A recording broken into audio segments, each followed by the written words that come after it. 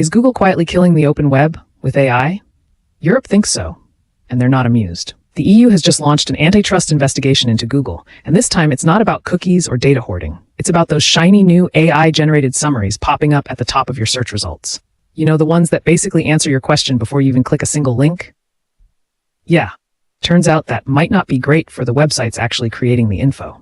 The EU says these AI snippets could be starving news publishers and online creators of traffic and revenue by keeping users glued to Google instead of visiting original sources. It's like asking your friend for movie recs, and then they just summarize IMDb, Rotten Tomatoes, and 5 film blogs in a sentence, and take credit for it. Remember when ChatGPT started spilling everything from code to recipes, and writers freaked out about their work being repackaged? Same vibes, but now it's baked right into Google Search, the most visited website on Earth. This matters for a few reasons. First, if regulators crack down, it could reshape how AI shows up in our daily web habits, not just in Google, but across Bing, Edge, and others racing to summarize the world. Second, it's a test. What happens when the godfather of AI looks into the future and he doesn't like what he sees? Geoffrey Hinton, the guy who helped birth modern AI, just warned that mass unemployment is basically knocking on our door. And yep, he says Bill Gates and Elon Musk are right to be worried.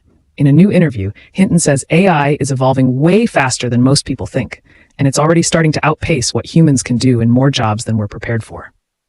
We're talking beyond truckers and cashiers. Think lawyers, doctors, coders, even your favorite YouTuber. Uh-oh. Now this is coming from a man who built the technology, then quit Google to openly warn us about it. So when he says, quote, "We need to rethink work," this isn't doom scroll clickbait. This is the guy who saw it all coming. Why does it matter? Well, number one, lots of experts thought we'd adapt over time. Hinton says that clock is accelerating. Second, if we don't build economic systems for mass automation, it's not going to be dystopia later. It's going to be a mess soon. Remember when ChatGPT passed the bar exam and suddenly everyone knew a prompt engineer was a real thing? That was the spark. Now we're heading into a full-blown fire if we're not careful. Hinton says AI could absolutely be a positive force, but only if we manage the transition right.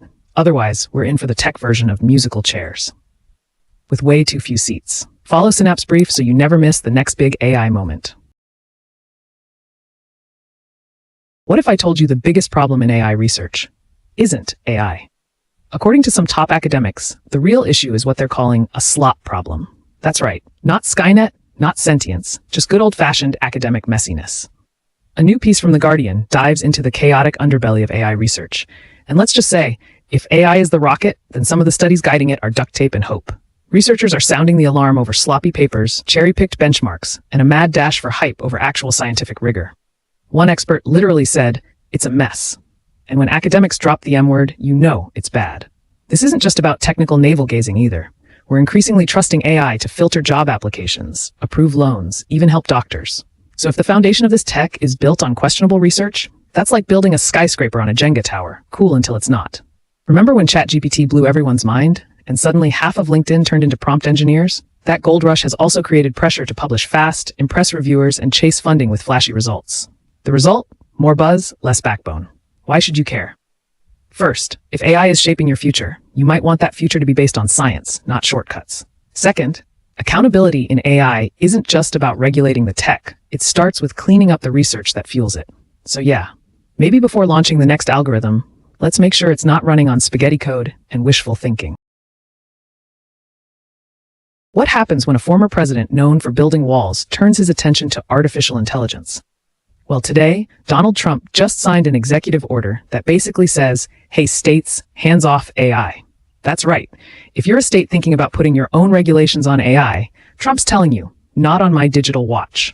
According to The Guardian, this new order aims to block individual states from creating their own rules for AI systems, arguing that America needs one federal approach instead of a patchwork of 50 pixelated policies. Think of it like trying to build one robot under 50 sets of instructions. It's not going to end well, and your toaster might start tweeting again. But here's why this matters. If you live in California or New York, states that are often more proactive on tech issues, this could seriously limit how your local leaders respond to privacy threats, biased algorithms, or rogue AI surveillance. It shifts power back to Washington, which, let's be honest, doesn't have the best track record keeping up with tech. Remember how Congress couldn't even explain what an algorithm is during those Zuckerberg hearings? Some folks support the move, saying America needs one rulebook to stay competitive globally. especially against China's very centralized AI strategy. Others say this is like slapping duct tape on a rocket ship with no steering wheel. Regulation should be thoughtful, not rushed. Or worse, politicized. Bottom line, this executive order could reshape who gets to say how AI interacts with your everyday life, from courtrooms to classrooms to customer service chatbots that already barely understand you.